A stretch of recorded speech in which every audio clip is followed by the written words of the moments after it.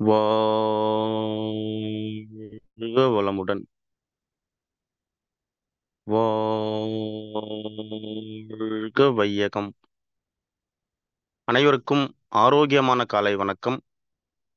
நல்லதே நடக்கும் சமூக நல அறக்கட்டளை முன்னெடுக்கக்கூடிய மருந்தில்லாத மருத்துவ வாழ்வியல் பயிற்சி முறைகள், நம் உடல் நலம், குடும்ப நலம், மனநலம் சார்ந்த பல்வேறு தகவல்களை நாம் இந்த பதிவுகளில் பார்த்து வருகிறோம். அதில் அகத்தினை தூய்மைப்படுத்துவதற்கான வாழ்வியல் பயிற்சி முறைகள், இயற்கை வழி எளிமையான வாழ்வியல் முறைகளும் வழிமுறைகளும் நாம் புரிந்து கொள்ளும் போது வாழ கிடைத்த இந்த மனித வாழ்க்கை நமக்கு ஒரு ஆனந்தமான ஆரோக்கியமான வாழ்க்கையாக அமையும். உடலினை தூய்மை செய்வது போல நாம் நம் மனதினையும் தூய்மை செய்துவிட்டால், மனம் என்பது தூய்மையாக இருக்கும் பட்சத்தில் நம் ஆரோக்கியம் என்பது அளவில்லாமல் இருக்கும். மனதிற்கும் ஆரோக்கியத்தும் தொடர்பு இருக்கிறதா என்றால், மனதிற்கும் நமது உடல் ஆரோக்கியத்திற்கும் நேரடி தொடர்பு இருக்கிறது. உடல் என்பது உருவமாக இருப்பதால் அதில் தேங்கக்கூடிய கழிவுகளை காட்சியாக நம்மால் கணிக்க முடியும், பார்க்க முடியும். அந்த கழிவுகளை நீக்க வேண்டும் என்ற முயற்சியில் நாம் ஈடுபடுவோம். ஆனால் மனம் என்பது உருவமற்ற நிலையில் இருப்பதால் அதில் கழிவுகள் சேருகிறதா, அப்படி எதுதான் கழிவு என்று தெரிந்து கொள்வதற்கே நமக்கு ஒரு ஒரு புரிதலற்ற நிலையில் இருப்பதனால்தான் மனக்கழிவுகள் எது என்பதை உணராமல்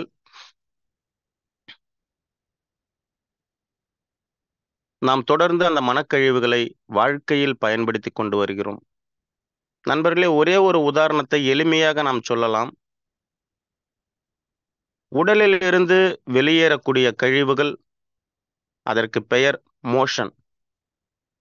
மனதிலிருந்து வெளியேறக்கூடிய கழிவுகள், அதற்கு பெயர் எமோஷன். உடல் கழிவுகளை நாம் வெளியேற்றும் போது யாரும் இல்லாத தனிமையை விரும்பக்கூடிய நாம், மனக்கழிவுகளை வெளியேற்றும் போது மற்றவர்கள் மீது நாம் அதை தெளித்து விடுகிறோம். இது எந்த அளவிற்கு ஒரு ஒரு ஒப்பீட்டு அடிப்படையில் நாம் பார்க்கலாம். இது எந்த அளவிற்கு ஒரு மோசமான செயலாக இருக்கும். மனக்கழிவுகளை, எமோஷனலை நாம் அடுத்தவர்கள் மீது செலுத்தும் போது, அதையே உடல் கழிவுகளை தெளித்தால் எந்த அளவிற்கு ஒரு ஒரு கோரமான மோசமான நிகழ்வாக செயலாக இருக்குமோ, அது போன்றது எமோஷனை நாம் அடுத்தவர் மீது தெளிப்பது.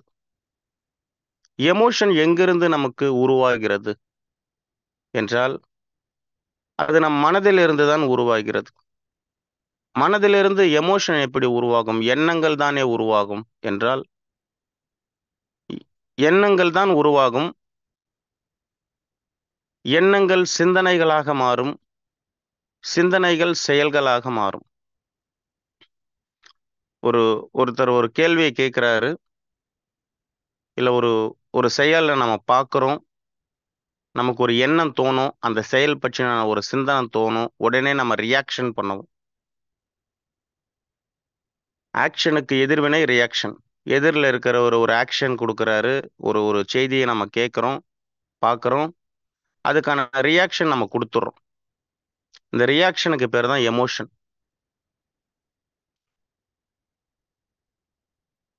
இந்த எமோஷன் எந்தெந்த அடிப்படையில் நமக்கு வெளிப்படுகிறது, வெளியேறுகிறது என்று பார்த்தால், அதுதான் இந்த குணநலக்கேடுகள் என்று சொல்லக்கூடிய கவலை, பயம், துக்கம், கோபம், எரிச்சல், பொறாமை, மகிழ்ச்சி, அகங்காரம், இது போன்ற குணநலக்கேடுகள் மூலமாக இந்த எமோஷன் வெளியேறுகிறது. அதில் மிக மோசமான 3 எமோஷன்ஸ் இருக்கிறது. முதலாவது கவலை, 2வது பயம், 3வது கோபம். இந்த 3 எமோஷன்ஸும் மிக மோசமான விளைவுகளை ஏற்படுத்தக்கூடிய தன்மை கொண்டது உடல் ரீதியாக. இவைகளை நாம் கையாள வேண்டுமென்றால் நாம் நம் மனதை பற்றி முழுமையாக புரிந்து கொள்ள வேண்டும். முழுமையாக நம் மனதை பற்றி நாம் புரிந்து கொள்ளவில்லை என்றாலும் புரிந்து கொள்வதற்கு முயற்சி செய்ய வேண்டும். மனதின் அடிப்படை இயக்கம் என்ன என்பதை நாம் தெரிந்து கொண்டால் மனதை கையாள்வது ஒரு எளிமையான ஒரு வழியாக இருக்கும். மனதை தெரிந்து கொள்வதற்கு நாம் மனோ தத்துவம் படித்திருக்க வேண்டுமா என்றால் தேவையில்லை. நாம் நம்மை பற்றி தெரிந்திருந்தால் போதும். காரணம், நம்முடைய மனம் நம்மிடம்தானே இருக்கிறது. எனவே நாம் நம்மை பற்றி தெரிந்திருந்தால், நம்மை பற்றி நாம் புரிந்திருந்தால், நம் மனதை நாம் எவ்வாறு கையாள்வது என்பதை தெரிந்து கொள்ளலாம். நண்பர்களே, அனைவரது மனமும் ஒரே மாதிரியாக இயங்குமா என்றால் கிடையாது. ஒவ்வொருவரது மனமும் ஒவ்வொரு விதமாக இயங்கும். ஒரு செயலை பார்க்கும்போது அனைவருக்கும் ஒரே மாதிரியான சிந்தனைகள் தோன்றுமா, எண்ணங்கள் உருவாகுமா என்றால் ஒரே செயலில் பலவிதமான எண்ணங்களும் சிந்தனைகளும் மாறி மாறி உருவாக வாய்ப்புகள் உள்ளது. ஒரு எளிய உதாரணம், ஒரு மாடு, ஒரு பசு ஒன்று ரோட்ல நடந்து போகுது. சிலர் அதை பார்க்குறாங்க, அதை கோமாதா குலமாதா என்று வணங்குறாங்க. அதே மாடு இன்னும் கொஞ்சம் தூரம் அப்படியே நடந்து போயிட்டே இருக்கு. ஒருவர் அதை பார்க்குறாரு. மாடு பார்க்கறதுக்கு ரொம்ப நல்லா இருக்கு, தலை தலைன்னு இருக்கு. இதனோட கறி ரொம்ப நல்லா இருக்குமே, வெட்டினா இத்தனை கிலோ கறி வருமே என்று அவர் நினைக்கிறார். இரண்டுமே யதார்த்தமானது தான். இதில் எவர் நினைப்பதும் சரி என்றும் சொல்ல முடியாது, தவறு என்றும் சொல்ல முடியாது. ஒரு காட்சியை பார்த்த உடனே அவரவர் மனதில் தோன்றிய எண்ணங்கள், அதிலிருந்து உதித்த சிந்தனைகள் இங்கு அடுத்த கட்டமாக செயலாக மாறுகிறது அல்லவா? கையெடுத்து வணங்குவதும் கத்தி எடுத்து வெட்டுவதும் செயலாக மாறுகிறது அல்லவா? இங்குதான் சிக்கல்களே உள்ளது. நமது எண்ணங்கள் எந்த மாதிரி வந்துச்சு அப்படின்னாலும், சிந்தனைகள் எந்த மாதிரி நமக்கு உதிச்சது அப்படின்னாலும் அது அடுத்தவர்களுக்கு தெரிய போவது கிடையாது. ஆனால் நமது செயல்தான் அடுத்தவர்களை மகிழ்ச்சிப்படுத்துவதும் அடுத்தவர்களை பாதிப்புக்குள்ளாக்குவதும். இங்க நம்ம உற்று கவனிச்சோம் அப்படின்னாக்கா, காட்சி என்பது ஒன்றுதான். பசு அது பாட்டுன்னு நடந்து போயிட்டே இருக்கு. ஆனால் கருத்து மாறுகிறது. இந்த கருத்து எங்கிருந்து மாறுகிறது, இந்த கருத்து எங்கிருந்து உருவாகிறது என்று பார்த்தால், இதற்கு முன்பு அந்த மனதில் பதியப்பட்டு இருக்கக்கூடிய தகவல்களை வைத்து ஒவ்வொருவருக்கும் ஒவ்வொரு விதமான கருத்து உருவாகிறது.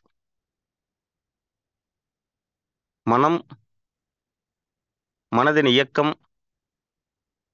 எல்லாவற்றையும் பொதுவாக பார்ப்பது கிடையாது. ஒவ்வொன்றையும் வேறுபடுத்தி பார்க்கக்கூடிய தன்மை கொண்டது. ஒவ்வொருவரது மனமும் தனித்தன்மையானது.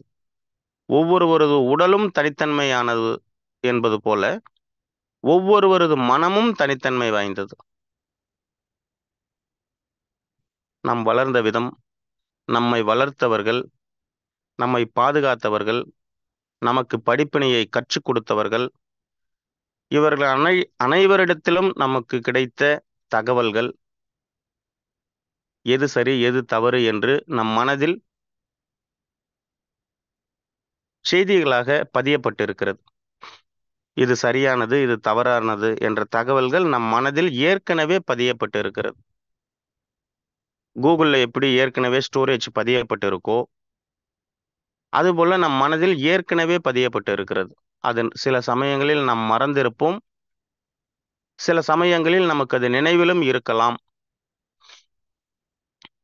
இப்போது ஒரு காட்சியை நாம் பார்க்கும்போது ஏற்கனவே நம் மனதில் பதியப்பட்ட அந்த பதிவோடு இந்த காட்சி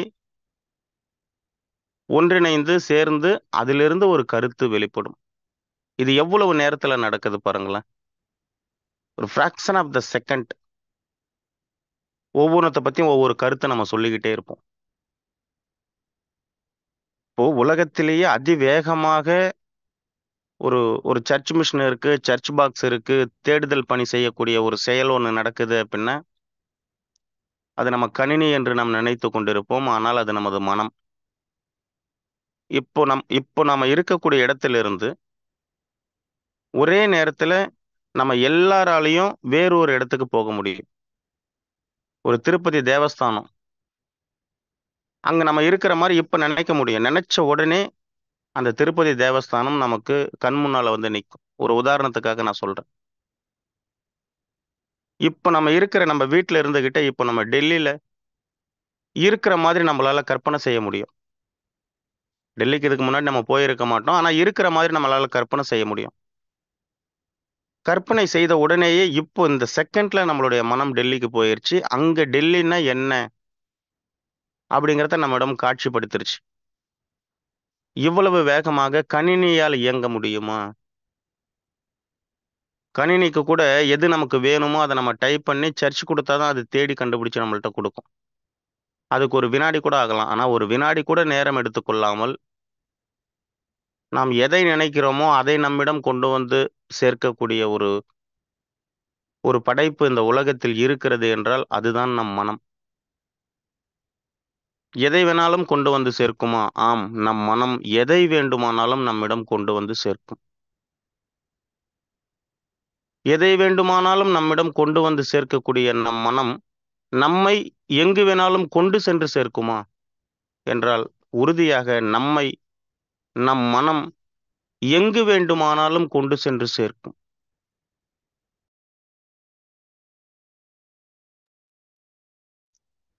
நம் மனம் நம்மை எங்கு வேணாலும் கொண்டு சென்று சேர்க்கும் என்பது உண்மை என்றால்,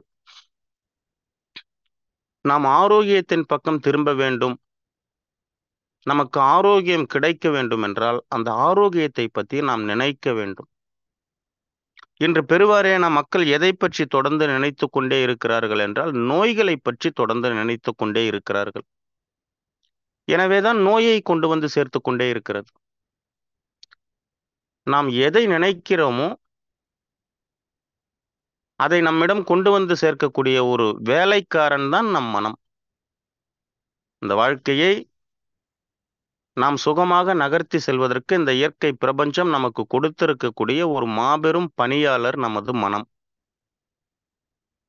நம்ம என்ன கட்டளையிடுறோமோ அதை செய்யறது தான் நம்மளுடைய மனதுடைய வேலை. ஆனால் இன்று யாரு கட்டளையிட்டு கொண்டு இருக்கான் அப்படின்னு பார்த்தோம்னாக்கா, நம் மனம் கட்டளையிட்டு கொண்டு இருக்கிறது. நம் மனதின் வேலைக்காரனாக நாம் மாறிட்டோம். இதுதான் இங்க சிக்கல். எல்லாவற்றுக்கும் முடிவெடுப்பது நமது மனமாக இருக்கிறது. அந்த மனதில் ஒரு சரியான நேர்மறை சிந்தனைகள் இருந்துச்சு அப்படின்னாக்கா, அந்த முடிவு நேர்மறையான முடிவாக இருக்கிறது. அந்த மனதில் மிக மோசமான எதிர்மறை சிந்தனைகள் நிறைஞ்சிருக்கு அப்படின்னாக்கா, அந்த மனம் எடுக்கக்கூடிய முடிவு மோசமான முடிவுகளாக இருக்கிறது. எதிர்மறை முடிவுகளாக இருக்கிறது. எதிர்மறை சிந்தனை வராமல் இருக்கிறதுக்கு என்னங்க பண்ணணும்? அப்படின்ற ஏகப்பட்ட கேள்விகள் இருக்கு. எனக்கு எப்ப பார்த்தாலும் நெகட்டிவ் தாட்ஸா வந்துகிட்டு இருக்கு. நெகட்டிவ் தாட்ஸ் வராம இருக்கிறதுக்கு நான் என்ன பண்ணணும்? பாசிட்டிவா நெனைச்சா போதும். இவ்வளவுதான் எளிமையானது. நேர்மறையா நினைத்தால் போதும். எதிர்மறை சிந்தனைகள் வராமல் இருக்கும். எனக்கு நேர்மறை சிந்தனை வர்றதுக்கு நான் என்ன பண்ணணும்? எதிர்மறையா எதையும் நினைக்காம இருந்தா போதும். இப்போ இப்போ இந்த இந்த சுழற்சியிலிருந்து நமக்கு என்ன தெரியுது அப்படின்னா, ஒண்ணும் அதிகம் யோசிக்க வேணாம். சும்மா இருந்தா போதும். வெறுமனே சும்மா இருந்தா போதும். நமக்கானத நம்மிடம் கொண்டு வந்து சேர்க்கக்கூடிய செயலை இந்த இயற்கை பிரபஞ்சம் பார்த்துக்கொள்ளும். இங்க நம்ம ஒண்ணு மட்டும் நினைக்கணும், சொல்லணும், சிந்திக்கணும். நமக்கு என்ன வேணும் அப்படிங்கிறத மட்டும் நம்ம சிந்திக்கணும். சிந்தித்தால் இந்த இயற்கை பிரபஞ்சம் நமக்கு தேவையானதை நம் மனதின் உதவியோடு நம்மிடம் கொண்டு வந்து சேர்க்கக்கூடிய வேலையை அது பார்த்துக்கொள்ளும். நமக்கு ஆரோக்கியம் வேண்டுமா? ஆரோக்கியத்தை பற்றி சிந்தித்தால் மட்டும் போதும். இந்த நோய் ஏன் உருவாச்சு? இதற்கு முன்பு இதே போல ஒரு நோயால் பாதிக்கப்பட்ட ஒரு மனிதருடைய வாழ்க்கை என்னாச்சு? அப்படின்ட்டு அந்த நோய் சார்ந்த தேடுதல்கள்ல நம்ம ஈடுபடும்போது, இந்த இயற்கை பிரபஞ்சம் அந்த நோயை நம்மிடம் கொண்டு வந்து சேர்க்கிறது. இதுதான் விஷயமே. இந்த காலை பொழுதில் நாம் இந்த ஆரோக்கியம் சார்ந்த தகவல்களை பகிர்ந்து கொள்ளும்போது, புரிதலுக்காக உதாரணப்படுத்தி சில வியாதிகளின் பெயர்களை நாம் பயன்படுத்த வேண்டிய சூழல் உள்ளது. அதை கேட்டுவிட்டு அங்கிருந்து கடந்து வந்து நமக்கான ஆரோக்கியத்தினிடம் நாம் நிற்க வேண்டும். அப்படி இருந்தோம் அப்படின்னாக்கா எந்த சிக்கலும் கிடையாது. உடலானது மனமானது ஆரோக்கியமானதாக இருக்கும்.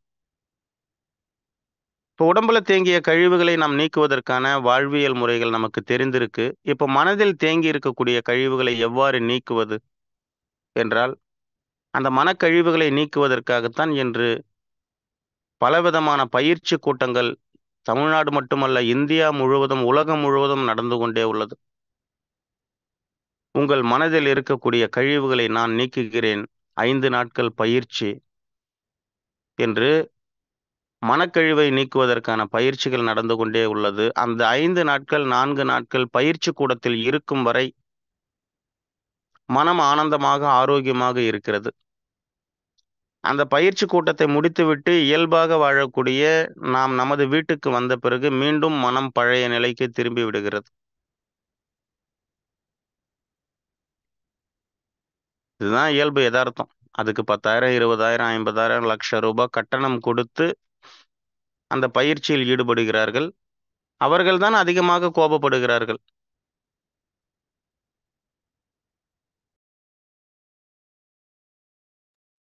இருக்கும் இடத்திலிருந்தே நம் மனதினை நாம் கையாள்வதற்கான அந்த சூட்சுமத்தை தெரிந்து கொண்டு, நம்மைச் சுற்றி என்ன நிகழ்வுகள் நடந்தாலும் சரி, அதை எதிர்கொள்ளக்கூடிய, கையாளக்கூடிய ஒரு பக்குவத்தை குழந்தையாக இருக்கக்கூடிய நம் மனதிற்கு நாம் கற்றுக் கொடுத்து விட்டால், நம் மனம் அதை புரிந்து கொண்டு அதை செயல்படத் துவங்கிவிட்டால், எந்த பயிற்சியும் நமக்கு தேவையில்ல. எந்த பயிற்சியும் நமக்கு தேவையில்லை. காரணம், மனம் என்பதை பற்றி துவக்கத்திலிருந்தே நமக்கு பெருவாரியான தகவல்கள் எதுவும் தெரியாமல் சென்று விட்டது. ஒவ்வொருவரும் இப்ப எனக்கு தெரிஞ்ச கருத்துக்களை நான் எப்படி சொல்லிக்கிட்டு இருக்கணும், அதே போல ஒவ்வொருவரும் அவரவர்களுக்கு தெரிந்த கருத்துக்களை சொல்லிக் கொண்டே இருந்தார்கள். சொன்ன கருத்துக்களை நாம் அப்படியே ஏற்றுக்கொண்டோம். இதுதான் இங்க இருக்கக்கூடிய சிக்கல். இப்போது ஜி.கே. சாமி என்று ஒருவர் சொல்லக்கூடிய தகவல்களை அப்படியே ஏற்றுக்கொள்வது பெரும் சிக்கல். இதிலிருந்து நாம் புரிந்து கொள்ள வேண்டும். அதுபோல துவக்கத்திலிருந்து இந்த மனம் சார்ந்த தகவல்களை, உடல் சார்ந்த தகவல்களை அந்த துறை ரீதியாக இருப்பவர்கள் சொல்லும்போது, இல்லை அதில் புரிதல் இருப்பவர்கள் சொல்லும்போது அதை அப்படியே ஏற்றுக்கொள்ளாமல், அதை புரிந்து கொள்ள நாம் முயற்சி செய்திருந்தோமேயானால், இவர் சொல்வது சரியா தவறா என்பதை நம்மால் முழுமையாக புரிந்து கொண்டு, அந்த புரிதலின் அடிப்படையில் நாம் பயணித்திருக்க முடியும். இப்போது ஒருவர் ஒரு தகவல் சொல்கிறார், அதை அப்படியே ஏற்றுக்கொள்கிறோம் என்றால், அதற்கு மாறாக வேறொருவர் அந்த தகவலை சொல்லும்போது அதையும் அப்படியே ஏற்றுக்கொள்வோம். எதை ஒன்றையும் பிரித்து பார்த்து, பகுத்து புரிந்து கொள்ளக்கூடிய ஒரு பக்குவம், தன்மை மனிதனுக்கு மட்டும்தான் வழங்கப்பட்டிருக்கு. மற்ற அனைத்து உயிரினங்களுக்கும் மனம் என்ற ஒன்று உள்ளது. ஆனால் அந்த மனதில் பதிவுகள் என்பது ஒரு குறிப்பிட்ட அளவிற்கு தான் உள்ளது. இந்த மனித மனதில் மட்டும்தான் எல்லையில்லாத, எண்ணிலடங்காத பதிவுகள் பதிவு செய்யப்பட்டிருக்கு. அனைத்து உயிரினங்களுமே பிறக்கும்போது, மனிதன் உள்பட குழந்தையாக பிறக்கும்போது மனம் என்ற ஒன்று இருக்கும். ஆனால் அந்த மனதில் பதிவுகள் என்ற ஒன்று இருக்காது. இப்போது நம்முடைய தாய்மொழி எது என்று கேட்டால் நாம் தமிழ் என்று சொல்லுவோம். நாம் குழந்தையாக இருக்கும்போது நம்மை ஈன்றவர்கள், நம்மை பெற்றவர்கள் ஒரு ஆங்கில மொழி பேசக்கூடிய ஒரு குடும்பத்திற்கு நம்மை தத்து கொடுத்திருந்தால், இன்று நம்முடைய தாய்மொழி எதுவாக இருக்கும்? ஆங்கிலம். அப்போ நம் வளர்ந்த விதம், இதுதான் நம் மொழி, இதுதான் நம் இனம், இதுதான் நம் கலாச்சாரம் என்று நம்மிடம் ஒரு ஒரு பதிவு இருக்கிறதல்லவா? இது உண்மையா என்றால் அதுவே உண்மை கிடையாது. நாம் வளர்ந்த விதம், நம்மை வளர்த்தவர்கள், இதுதான் நீ, இதுதான் உன்னுடைய உறவு, இதுதான் உன்னுடைய மொழி என்று நமக்கு கற்றுக் கொடுத்தார்கள். அதை நாம் வைத்துக் கொண்டிருக்கிறோம். அது நம் மனதில் பதிந்திருக்கிறது. வேறு ஒரு நாட்டில் நாம் பிறந்திருந்து, அங்கு நம்மை ஈன்றவர்கள் இங்கு தமிழ் பேசக்கூடிய மக்களிடம் நம்மை தத்து கொடுத்திருந்தால், இன்று நம்முடைய மொழி தமிழாக இருந்திருக்கலாம். இங்கு பிறந்த நாம் குழந்தையாக இருக்கும்போது, இங்கு நம்மை ஈன்றவர்கள் வேறு ஒருவருக்கு, ஒரு அரேபிய நாட்டு மக்களுக்கோ ஒரு தம்பதியருக்கோ நம்மை தத்து கொடுத்திருந்தால், ஒரு கற்பனைக்காக இந்த உதாரணம் சொல்லப்படுகிறது. தத்து கொடுத்திருந்தால், இன்று நம்முடைய மொழி வேறு ஒரு மொழியாக இருந்திருக்கும். நம்முடைய கலாச்சாரம் வேறு ஒரு கலாச்சாரமாக இருந்திருக்கும். நம்முடைய பண்பாடு, பழக்கவழக்கம் அத்தனையும் மாறியிருக்கும். அப்போது இதுதான் என்னுடையது என்று நிலையானது எது ஒன்றும் கிடையாது. நிலையானது எது ஒன்றும் கிடையாது. ஆனால் எது ஒன்றும் நிலையாக இருக்கக்கூடிய, எது ஒன்றும் நிலையாக இல்லாமல் இருக்கக்கூடிய ஒன்றைத்தான் நிலையானது என்று நாம் நினைத்து, அந்த நிலையற்றதன் மீது ஆர்வம் செலுத்தி, கவனம் செலுத்தி, நம் ஆரோக்கியத்தை இழக்கக்கூடிய ஒரு செயலில் நாம் ஈடுபட்டு கொண்டிருக்கிறோம். அது எப்படிங்க? மனம் என்பது ஒரு ஒரு பொருள் மீதோ, ஒரு காட்சி மீதோ விருப்பப்படும் போது, அது நமக்கு கிடைக்கவில்லை என்றால் எப்படி உடல் ஆரோக்கியம் குறையும் என்ற ஒரு கேள்வி நமக்கு ஏற்படலாம். எதை ஒன்றின் மீதோ நம்ம விருப்பப்படுகிறோம். அந்த விருப்பம் நிறைவேறாத பட்சத்தில் தொடர்ந்து அந்த அந்த விருப்பத்தின் மீதே நம் மனம் ஈடுபட்டு கொண்டிருக்கும்போது, அடுத்த கட்ட நிலையாக அது என்னவாக மாறும் என்றால், அது ஒரு கவலையாக மாறும். இந்த கவலை உணர்வு தொடர்ந்து நீடித்துக் கொண்டே இருக்கும்போது, அது துக்கமாக மாறும். அது நம்மை அறியாமல் நம் உடலை பாதிக்கக்கூடிய ஒரு செயலில் ஈடுபடுத்திவிடும். எது ஒன்றும் இங்கு நிரந்தரமில்லை. இதன் மீது நமக்கு விருப்பம் இருக்கிறது.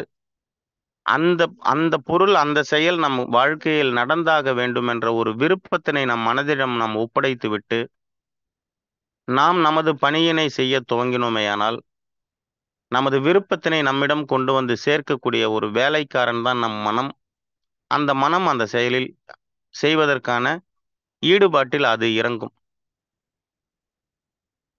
எது ஒன்றுமே இந்த மனித வாழ்க்கையில் நிரந்தரம் இல்லை எனும் பட்சத்தில், இப்போது நம்மை சுற்றி இருக்கக்கூடிய அத்தனையும் எங்கிருந்து வந்தது, எப்போது நமக்கு வந்தது என்று கொஞ்சம் நாம் கற்பனை செய்து பார்ப்போம். இப்போது நம்மை சுற்றி இருக்கக்கூடிய அத்தனை பொருட்களும் நம்முடையது என்று நாம் உரிமை கொண்டாடக்கூடிய அத்தனையுமே நமக்கு இடையில் வந்தது. நாம் பிறக்கும்போது எது ஒன்றும் இது இல்லை. அத்தனையுமே இடையில் வந்தது. நாம் செல்லும் போதும் தனியாகத்தான் செல்லப் போகிறோம். அத்தனையும் விட்டுவிட்டு. இந்த ஒரு புரிதல் நமக்கு கிடைத்து விட்டால், நிரந்தரமில்லாத ஒன்றிற்காகவா நாம் நிரந்தரம் என்று நினைத்து கொண்டு போராடிக் கொண்டு இருந்தோம்? மனதை பெரும்பாடிற்கு நாம் உளைச்சலுக்கு ஆளாக்கி கொண்டு இருந்தோம். பார்த்து கொள்ளலாம். இதுவும் கடந்து போகும். இதைவிட சிறந்தது நமக்கு அமையும் என்று இந்த மனதிற்கு நாம் அமைதிப்படுத்தி, இங்கு போராட்டம் நடந்து கொண்டு இருப்பது நமக்கா என்றால் கிடையாது, நம் மனதிற்கு. இது என்னன்னு தெரியல, மனசு ஒப்பல என்று நிறைய சமயங்களில் நாம் பேசியிருப்போம். நம் மனதிற்கு ஏற்றுக்கொள்ள முடியவில்லை. நம் மனதிற்கு பிடிக்கவில்லை, அதனால் நமக்கு பிடிக்கவில்லை. இங்க உயிரின் விருப்பம் என்பது என்ன? வாழ்வது. அது தவிர வேற எதுவும் கிடையாது. இங்க நமக்குன்னு நம்ம ஒரு கொள்கை வகுத்து வச்சிருக்கோம் பாத்தீங்களா? இது எதுவுமே உயிருக்கு தெரியாது. உயிரின் விருப்பம் வாழணும். ஆனால் மனதின் விருப்பம் நிறைய கொள்கைகளை வகுத்து வச்சிருப்போம். நான் இப்படிதான் இருக்கணும், இப்படிதான் இருப்பேன், இதை தான் செய்வேன், இதை செய்ய மாட்டேன், இவர்கிட்ட தான் பேசுவேன், இவரை பார்க்க மாட்டேன் என்று நம் மனம் பல கொள்கைகளை வகுத்து வைத்திருக்கும். உயிருக்கு இதிலெல்லாம் எந்த தொடர்பும் கிடையாது. உயிரின் ஒரே ஒரு ஒற்றை விருப்பம் என்னவென்றால் வாழ்வது, தன்னை வெளிப்படுத்திக் கொள்வது. உயிர் என்பது உருவமற்றது. அந்த உருவமற்ற உயிர் எப்படி தன்னை வெளிப்படுத்திக் கொள்ளும்? அதனால் இந்த உயிர் நம்முடைய உருவத்தை உருவாக்கி இருக்கு. இவ்வளவு பெரிய உடம்ப, இந்த உருவத்தை உருவாக்குனது யாரு? நம்முடைய உயிர். இந்த உடம்பு ஆரோக்கியமாக இருந்தாதான் இந்த உயிர் இதற்குள்ள இருந்துகிட்டு உலகத்தை பார்க்க முடியும், அனுபவிக்க முடியும். எனவே இந்த உடலில் ஏதேனும் ஒரு பாதிப்பு ஏற்பட்டு விட்டால் பெரிய இழப்பு யாருக்கு என்று பார்த்தால், இந்த உடலை உருவாக்கிய அந்த ஓனரான உயிருக்கு தான். எனவே இந்த உடல் மீது அதிகமான அக்கறை கொண்ட நபர் யாராக இருப்பார் என்றால், இந்த உடலை உருவாக்கிய உயிர்தான். இந்த உடலில் ஏதேனும் ஒரு பாதிப்பு வந்துவிட்டால், அந்த பாதிப்பினை சரி செய்வதில் முதல் நபராக இருப்பது யாராக இருப்பார் என்று கேட்டால், இந்த உடலுக்குள் இருந்து இயங்கிக் கொண்டிருக்கக்கூடிய இந்த உயிர்தான். நாம் நினைத்துக் கொண்டிருக்கிறோம் மருத்துவர் தான் சரி செய்வார் என்று, அவர்கள் கொடுக்கக்கூடிய மருந்துகள் தான் சரி செய்யும் என்று நாம் நினைத்துக் கொண்டிருக்கிறோம். இந்த உடல் மீது உலகத்திலேயே அளவு கடந்த அன்பு கொண்டு, அக்கறை கொண்டு நேசிக்கக்கூடிய ஒரு நபர் இருக்கிறார் என்றால், அவர் நம்முடைய உயிர். இந்த உயிரோடும், இந்த உடலோடும் நம்முடைய மனம் இணைந்து போகும்போது, வாழ்க்கை என்பது சுபிக்ஷமாக அமைகிறது. உடலும் உயிரும் ஒரு திசையில் செல்கிறது, மனம் வேறு ஒரு திசையில் செல்கிறது என்றால், வாழ்க்கை என்பது சிக்கலாக, போராட்டமாக உள்ளது. இந்த வாழ்க்கை புரிதல் நமக்கு கிடைத்து விட்டால், இந்த மனப்புரிதல் நமக்கு கிடைத்து விட்டால், உடலின் இயக்கம், உயிரின் விருப்பம் என்ன என்பதை நாம் தெரிந்து கொண்டால், புரிந்து கொண்டால், இங்கு எது ஒன்றும் கடினம் கிடையாது, அத்தனையும் எளிமை. இந்த எளிமையாக இருக்கக்கூடிய இந்த சூழலை கடினமாக மாற்றிக்கொள்வதும் நம் மனம்தான். கடினமான சூழல் என்று நினைக்கக்கூடிய சூழல்களை எளிமைப்படுத்தி அதை நம்பயப்படுத்துவதும் நம் மனம்தான். இதைத்தான் நமது முன்னோர்கள் மனமது செம்மையானால் மந்திரம் சபிக்கத் தேவையில்லை என்ற வார்த்தையில் ஒட்டுமொத்த உலக தத்துவத்தை கொடுத்துவிட்டு சென்று விட்டார்கள். இப்போது நாம் நம் மனதில் இருக்கக்கூடிய கழிவுகளை வெளியேற்றுவதற்கு என்ன செய்ய வேண்டும் என்றால், பெருசா எதையும் செய்ய வேண்டாம். சும்மா இருந்தா போதும். என்ன பண்ணணும்? சும்மா இருந்தா போதும். எப்ப சும்மா இருக்கணும்? ஏதோ ஒரு செயல் நடக்குது. அதை நம்மால் ஏற்றுக்கொள்ள முடியவில்லை. நமக்கு ஒரு கோபம் வருகிறது அல்லது வருத்தம் வருகிறது. அது எவ்வளவு நேரம் இருக்கும் என்றால், அதிகப்படியாக 1 நிமிடம் அல்லது 2 நிமிடம். அதற்கு மேல் அந்த கோபம் இருக்காது. நான் சொல்வது அதிகப்படியாக. ஆனால் மனதில் உருவாகக்கூடிய அந்த உணர்வு அதிகப்படியாக 30 வினாடிகளில் கடந்துவிடும். ஆனால் வந்த கோபத்தை நம் சிந்தனையில் நாம் பதித்து, அதை செயலாக மாற்றிவிட்டோமேயானால், அதற்கு வாழ்நாள் உண்டு. எவ்வளவு ஆண்டுகள் வேணுமானாலும் அந்த செயல் நீடிக்கும். அதை செயலாக வெளிப்படுத்தினாலும் அல்லது வார்த்தை என்பதும் ஒரு செயல்தானே, வெளிப்படுத்தினாலும் அதற்கு ஆயுள் உண்டு. அது ஆண்டு கணக்கு வரைக்கும் நீடிக்கும். அது தலைமுறை கடந்து கூட நீடிக்கும். எனவே ஒரு நிகழ்வு கண்ணெதிரில் நடக்கிறது, காதுகளில் நாம் கேட்கிறோம், அதை நம்மால் ஏற்றுக்கொள்ள முடியவில்லை என்றால், அந்த சமயத்தில் சற்று நேரம் அமைதி காத்தோமேயானால், என்னால அப்படியெல்லாம் இருக்க முடியாது என்று நாம் சொல்கிறோமா அல்லது நம் மனம் சொல்கிறதா? இதை என்னால ஏத்துக்கிறவே முடியாது. நாம் சொல்கிறோமோ, நம் மனம் சொல்கிறதா? எனக்கு இத பார்த்தாலே கோபமா வருகிறது. நாம் சொல்கிறோமோ, நம் மனம் சொல்கிறதா? இங்கு அத்தனையும் மனதின் பங்குதான். உயிருக்கு இத பத்தியெல்லாம் எந்த கவலையும் கிடையாது. இங்கு சரி, தவறு, உண்மை, பொய், நல்லது, கெட்டது எல்லாமே எங்க பதியப்பட்டு இருக்குன்னாக்கா, மனதில் பதியப்பட்டு இருக்கு. எல்லாமே மனம்தான் சொல்லிக் கொண்டே இருக்கிறது. அந்த மனதை சற்று ஆசுவாசப்படுத்தி, அமைதிப்படுத்தி, அந்த சமயத்தில் மனதை ஓரளவுக்கு இயல்புக்கு விட்டால், அந்த நிகழ்வு கடந்து சென்றுவிடும். அந்த கோபம் சற்று குறைந்துவிடும். காலையில ஒரு செயல் பார்க்குறோம். பார்க்கும்போது அவ்வளவு கோபமாக இருக்கு. அந்த கோபம் சாயந்தரம் வரைக்கும் அப்படியே நீடிச்சுக்கிட்டே இருக்குமா? அது படிப்படியா குறைஞ்சிரும் இல்லைங்களா? இந்த காலையில செய்த அந்த செயல் செய்தவரை மீண்டும் மாலையில் நாம் பார்க்கும்போது அந்த கோபம் மறுபடியும் நமக்கு வந்துரும். ஏன்னா மனசுல அது பதிஞ்சிருக்கு. இதுபோல மனம் சார்ந்து மிக எளிமையாக நம் மனதை நாம் புரிந்து கொள்ள முடியும். நம் மனதை நாம் கையாள முடியும். மனம் சார்ந்து மீண்டும் நாம் தொடர்ந்து பகிர்ந்து பல தகவல்களை புரிந்து வாழக் கிடைத்த இந்த வாழ்க்கையை நாம் ஆரோக்கியமாக வாழ்வோம் என்று கூறி இந்த இயற்கை சார்ந்த வாழ்வியல் சார்ந்த தகவல்களை தங்களோடு பகிர்ந்து கொள்வதற்கு எனக்கு ஒரு வாய்ப்பினை வழங்கி இருக்கக்கூடிய இந்த இயற்கைக்கும் பிரபஞ்சத்திற்கும் நல்லதே நடக்கும் சமூக நல அறக்கட்டளைக்கும் பிபிஎஸ் ஸ்பீட்காஸ்ட் நிர்வாகத்திற்கும் தங்கள் அனைவருக்கும் எனது நன்றியை கூறி விடைபெறுகிறேன். நன்றி, வணக்கம். நல்லதே நடக்கும். நன்றி.